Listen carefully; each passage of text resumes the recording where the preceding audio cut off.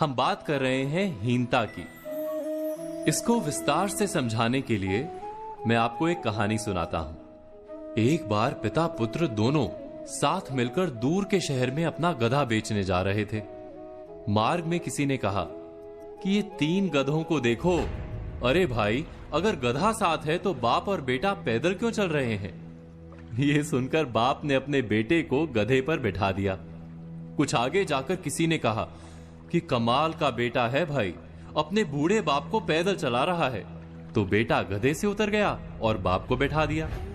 कुछ दूर जाकर किसी की बात सुनी, भाई कमाल का बाप है, अपने बेटे को पैदल चला रहा है।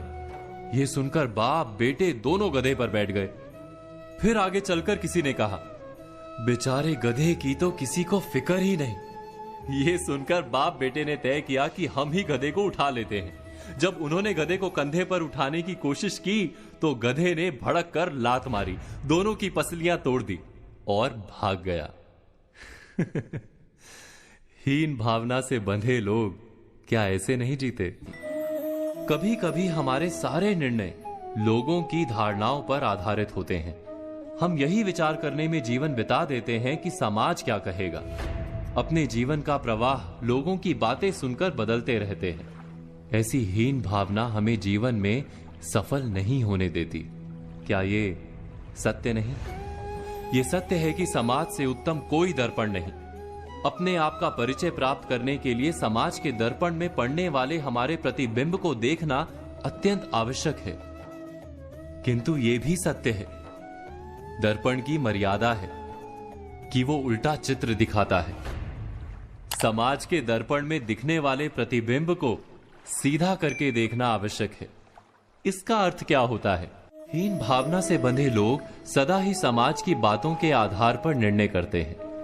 इससे उलट श्रेष्ठता से बंधे लोग समाज की बात सुनने से बिल्कुल इनकार करते हैं, सिर्फ अपनी ही बुद्धि पर भरोसा करते हैं। दोनों ही क्या भूल नहीं कर रहे?